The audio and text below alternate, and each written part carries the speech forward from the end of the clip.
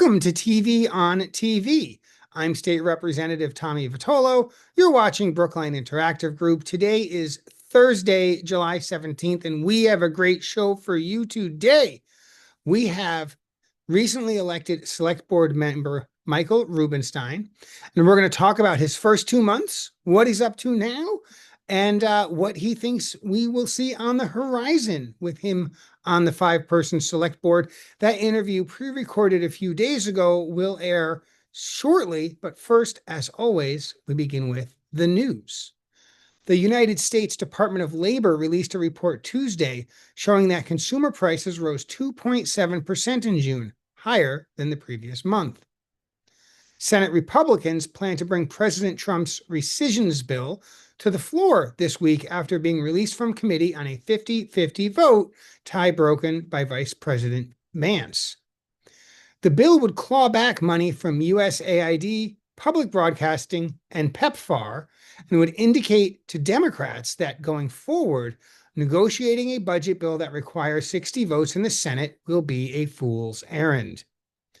The Department of Homeland Security recently sent 5 men to Eswatini, a country with which they have no affiliation. This appears to be an expansion of the Trump administration's secretive third country deportation program. The Massachusetts Executive Office of Aging and Independence is investigating the fire at an assisted living facility in Fall River. The site was last visited in October 2023, where the agency made several findings for the facility to address. The WNBA's Connecticut Sun and Indiana Fever faced off before a sold-out crowd at TD Garden Tuesday night. Hundreds of people were evacuated from the Blue Line tunnel between Aquarium and Maverick due to a communications wire failure. The Brookline Public Health Department has declared a heat emergency through Friday, July 18. Residents can visit the Senior Center, public libraries, and the Public Safety Building for air-conditioned spaces. 4 residents were displaced after a 2-alarm fire erupted in a 3-family residence on Franklin Street Saturday night. The Brookline Commission for the Arts will host its 4th annual Art in the Park this Saturday from 10 a.m. to 4 p.m. at 99 Warren Street. Folks, that's all the news we've got time for. I hope that you will stay tuned right here on Brookline Interactive Group for the flip side, a pre-recorded interview with Brookline Select Board member Michael Rubenstein. Stay tuned. And we're back, as promised, with newly minted Select Board member Michael Rubenstein. And, you've been on the show in the spring as a candidate.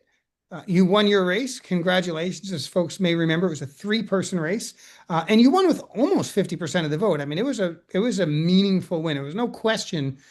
It wasn't close, and now you got the job. So, like, instead of saying what have you been doing your whole life, how does it feel to be on the other side of the podium? Thank you, Tommy. It's wonderful to join you again, and I have to say, it really feels great. We've sort of made the transition between campaigning into governing, and I'm really having a wonderful time. I'm meeting lots of people, having one-on-one conversations with many of the directors and the staff, having conversations with other leaders around town, sitting in on a whole variety of committees and committees that I've been assigned to, and working with my colleagues on the select board. They're all thoughtful people. We have interesting conversations. We don't always agree on everything, but we tend to work together and move the town forward, and I'm enjoying all the parts. So I want to sort of first help folks understand, right? You won on a Tuesday.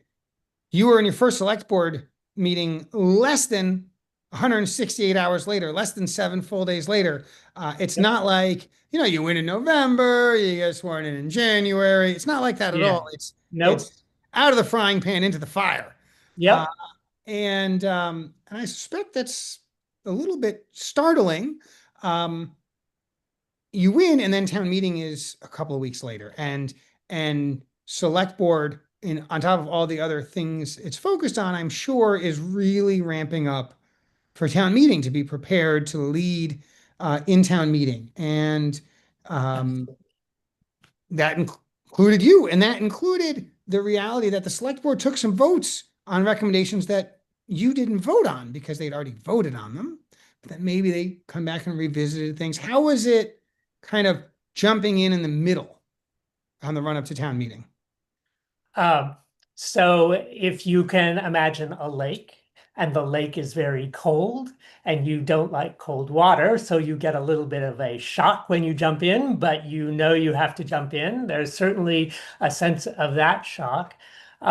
There were a few items that were taken up again, which then I have to get up to speed on, form opinions on, gather information from different stakeholders on different issues. So there was a lot of that work right out of the gate. I will also say town meeting was what, 3 nights or four? Three and a half. 3.5. And most of the articles that I had assigned, because they divide up all the articles amongst all the select board members, were relatively straightforward issues. Um, Except one, I think. yes. Well, there was one issue that came up that uh, I I was standing in the line of select boards and everybody else stepped back. And so I got the opportunity to um, provide the select board's position on the amendment that was offered to the budget relating to whether or not we would fund the contract with Casella for our trash services. And so I spent a fair bit of time talking both with members of the Department of Public Works, Commissioner Aaron Shute in particular, other members of the Select Board, members of the town on both sides of that issue in order to make sure that I understood uh, why people were making the argument to not fund the contract, why the select board was so strongly in favor of it, what the history of that contract work was, and also to use that as an opportunity going forward when we think about significant changes. When is the most important, the most impactful time for town meeting to be involved? I mean, that particular contract was the work on that was begun in November of 2023. So more than a year and a half ago. And the steps that need to be taken in order to do the bidding and choose a vendor and to make the arrangements with that vendor so that they can start and be effective on the first of the um, day of the new fiscal year. All of those things take time, and that was definitely an important consideration on that particular issue. So when I stepped forward and sort of brought the select board's position forward to town meeting in response to the people who proposed the amendment. I definitely wanted to provide town meeting a context for that select board and staff led decision in order that the select board, I'm sorry, that town meeting as a whole could be well informed in their decision. And I think between the context that I laid out, as well as especially all of the work that Commissioner Shute laid before town meeting, I think that the outcome in that particular case went well, and I was happy to work with my colleagues and with staff in order to eventuate that outcome. I think, and I'll just op-ed for a brief second. I think it speaks to the value of having select board members with sort of different political preferences or different, not broadly different, but like slightly different slices, Hmm. because um, folks who are more inclined to think the way you do when they see you're voting in a particular way, it informs them that from the select board perspective, their views were considered. Mm. right? I think it's easier for town meeting to follow the lead of the select board in managing the town when the select board has a variety of sort of political dispositions because it helps inform the community that, yeah, if you wear this hat or you wear that hat or you wear that other hat, the same conclusion was reached. It's a more robust way. So I'll get off my horse there. You're on, as far as I can tell, you're on five committees. I'm not going to make you name them. I'll name them. But I want to know, I don't want you to spend 10 minutes talking about each of them. We don't have time. Maybe one or two have a little more going on, delve a little Sure. deeper, but at least give us a sentence or two about the five. I have a list. So the first one is the so-called the CHIP steering committee or something like that, a community health implementation. Tell us what's going on with that. So the CHIP Steering Committee, the Community Health Improvement Plan, is an outgrowth of the Public Health Department's Community Health Assessment that was done in 23 and 24. And that assessment led to four different areas, and I'm not going to name them all, but all related to advancing the public health in Brookline that form the basis of a plan that will unfold over the next, I think, 3 to 5 years. There will be working groups that are focused in each one of those areas that have strategic, have goals and objectives and strategies to meet those goals and objectives. And then the steering group is really designed to ensure that all of those working groups are held accountable to their individual goals and that the plan as a whole moves forward. As the select board liaison for the CHIP steering committee, I think it's my role to make sure that all of the steps that they're taking are in line with both the a political understanding of what's how the town works, as well as an understanding of when they need select board support or they need budget, that there's somebody there who can both advocate for them with a richer understanding of the work that's going on into this improvement plan, as well as to bring the realities of our town's budgeting and financing to their work. One that I think has probably taken up a little more of your energy and intensity recently because it relates to your campaign pretty closely is the Chestnut Hill economic development, whatever the hell is going Commercial on. area study Yeah, community yeah, the advisory group. Newton Yes. side of Route 9, kind of near the Newton border. Now, my viewers will likely remember just recently I spoke with Ann Myers, who's the chair of the Economic Development Advisory Board, and they, of course, are very interested in this, I think, for a lot of the same reasons you are, and that is new development creates new property tax dollars, which can help defer tax increases or maintain levels of spending going forward. How's it going? Um, so yes, you are right. I am really enjoying diving into this challenge. There are stakeholders. There's the economic development stakeholders, there's the neighborhood stakeholders, there's the developers, there's the town finances, which you rightly cite as a really key issue.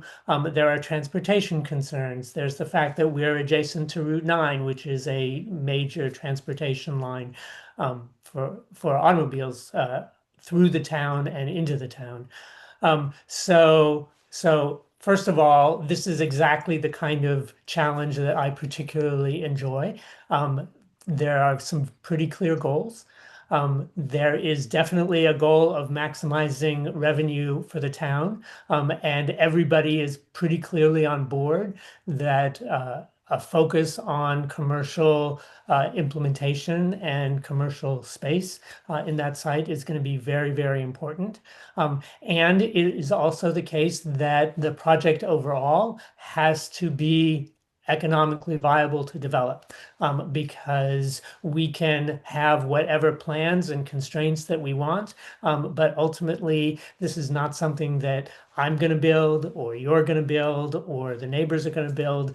This is going to be built by the owners of those sites, developers who are interested in themselves making a profit and also in the context of doing what we need for the town. Now, you are correct. There is a really significant revenue opportunity for the town, and it is not in anybody's interest to let that opportunity go to waste. So, for whatever kind of commercial development that we have in store, and we've been in conversations with various developers on those sites. Um, I expect that those developments will add significant revenue to the town over time. It's still going to take multiple years to do the rezoning, to come to all of the permitting processes, and then, of course, to get shovels in the ground and do the building. This isn't necessarily a quick process. But it's really, really important for the town. And I am trying to push it along as quickly as I can because every month of delay for this project is hundreds of thousands of dollars of revenue that the town is just pushing off into the future. Certainly complex and important. So thank you for working on that. That's going to certainly continue to draw attention, I think, from a lot of different folks because that's such big implications. Another committee you're serving on is the Brookline Commission for Women. Yes. What are they up to? So the Brookline Commission for Women is a group who are fostering and advocating for all manner of gender equality concerns with the town. They were, for example, one of the committees that supported the trans rights resolution within the last town meeting. And the most significant thing that they do that I've been seeing is that they recognize annually Women of the Year within Brookline. And the women that they recognize are just significant, uh, impactful, political and economic, and members of the town that are making all of Brookline's lives, the lives better for all of Brookline. I love it. More dry and alternatively not dry at all, the licensing board, right? Which is some combination of liquor licenses and digging up streets. Um, Yes, yeah. really So getting into the executive weeds there. Is it mind-numbingly boring, or are there like moments of interest? Um, so there are both moments of interest, and there are things that I carry out of that experience. So the licensing board meets once a month. It's a subsidiary of the select board so that a smaller group can review licenses and then bring them to the select board to recommend approval. But we have a crack team. The town administrator is there, a member of town council is there, and a person who is um, really focused on or doing the administrative organization for licensing. And then I sit there as a representative of the select board. It helps me learn what's popping up around town in terms of new businesses. It also helps me understand when people say, why is the street being dug up here? It's like, well, there was an emergency, or there is a link that is being used to help build out our grid for better electrification. There are always coordination challenges with that work, but it gives me an opportunity, as you say, to get into the weeds. And I have to say, not only within the licensing board, but there are a number of other areas in the town where, as a select board member, we do end up getting into various weeds of things. And it's an important way in which select board members stay connected with what's really affecting people's lives. Well, and of course, if I can be helpful, particularly with respect to having the right number of liquor licenses in the right places, don't hesitate to give me a call. Uh, by my notes, the fifth and final um, committee on which you are the select board liaison is ZEAB, the Zero Emissions Advisory Board. Yes. They've always got a bunch of things going on, right? They do always have a bunch of things going on. The um, So we have, as you know, stood up an Office of Sustainability and Natural Resources. Alexandra Vecchio is its director. And that office is right now driving the CARP, the Climate uh, Amelioration and Resiliency Plan. That's not right. It's Climate Something Aid like that. and Resiliency Plan. But that plan is going to set our climate agenda for probably the next 5 to 10 years as we push towards our target of net zero emissions by 2040. And the Zero Emissions Advisory Board is really doing some great focused work on helping to identify the priorities, helping to figure out bang for the buck, like what's going to get us the most way there with the least amount of both resource cost and time and effort, and to work with the staff that is also taking in feedback from across the community on what are the issues that will help drive the biggest challenges in climate adaptation and resiliency. And then the last thing, well, there's two more things I want to get into. The penultimate is, you know, you're now out and about representing the select board at, I see you at ribbon cuttings, right? Like we're kind of in the same circle. Are you enjoying that part of the job, the sort of the retail, be the face of? Um, yes.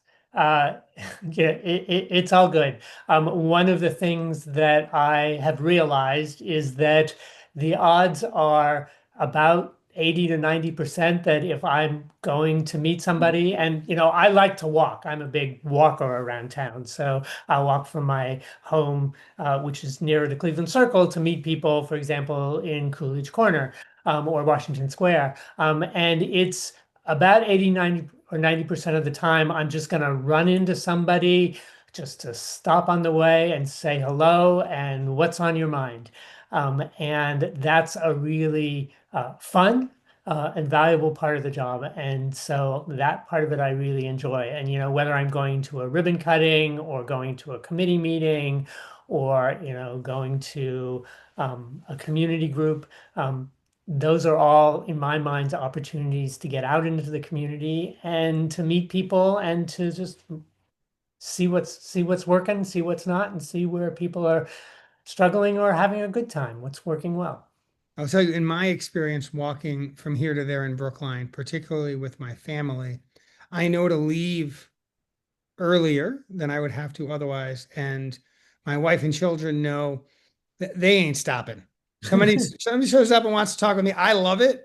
And they're Yep, like, I'm not the rep. I don't want any part of this. And they just keep walking and I just catch yep, up with them later. So you kind of figure it out. yep. The last thing I want to do, we've only got about 5 minutes left, is I want to tie what you ran on with what you're doing. And I will Mhm. tell you that there's no way all of the things that you're doing tie directly to what you ran on, because to be on the select board, right, you have a lot of broad responsibilities or a lot of parts of the job that, probably are not sexy enough for a campaign or maybe not even, your priority for change. But, you did talk about uh, more reasonably priced housing. You did talk about Brookline being, an inexpensive place to live. And you talked about our budget being stretched thin in the near term. Do you feel like you've had some opportunity, not to solve those problems yet, but at least to start working on them? Sure, sure. So one of the reasons why I'm so interested in working on the Chestnut Hill commercial area study is that it really works at the nexus of all three of those problems. And also, I'm fortunate as a select board member that I have opportunities to reach out to other opportunities to increase housing, to find ways to increase our revenues through reasonable development that is different in different neighborhoods and different areas of town. So I'm starting to scope that out. I'm also starting to scope out, where are the pressures on our budget. Um, I uh, Looking for efficiencies is something that is a continuous job of government and leadership. And whether that is using technology or whether that is improving our communications so that processes are more easily accessed by residents in the town. All of those opportunities are things that I'm interested in. We have actually a new communication director, Christina Metcalf, who has been on the job for about a year. And she's also doing great work in promoting different ways that people can interact with the town. But also, I think just from a technical and process perspective, there are a lot of ways that people interact with the town that can be streamlined and improved. And that too is a something that the select board can identify, provide leadership on, and I'm really excited about doing that work as well. Because that kind of streamlining also reduces costs and saves resources for other important work in the town. On that note, is there anything you might give it? Is there any sneak peek you might give us about what you might be up to in the next 3 or 6 months on these issues? Is there a thing that you're kind of at the tip of the spear on that you want to let us know about a little early? Um, Well, I mean, we've talked about Chestnut Hill commercial area. That's really where I feel like I'm really at the tip of the spear, working with the planning department, who is sort of the tip of the spear. Um, in terms of other areas, um, I'm actually really interested. July and August can be a little slow, but I'm starting to hear rumblings of different kinds of things that people are interested in bringing to town meeting in November. There's just interesting things there, whether it's relating to housing or other issues. So I'm looking forward to that. And I'm also looking forward to seeing how some of the other committees that I'm not necessarily directly involved with, but are going to end up sort of coming together on broader topics. When you talk about development or when you talk about housing, those issues end up spilling into the domains of many different boards and other public bodies. And so seeing how those things unfold is something that I'm going to be watching really closely. Folks, we're out of time. We always have a great time here. Michael Yeah. Rubenstein, newest member of the select board, hard at work. Really appreciate you taking the time for us and giving us kind of a peek into what it is to be new on the select board, hard at work. Thank you so much, Tommy. Tommy, it's been a real pleasure to be with you. And we're gonna keep working. And folks, you've been watching TV on TV here with me, Representative Tommy Vitolo, only on Brookline Interactive Group. We'll see you again next week. Be well, everyone.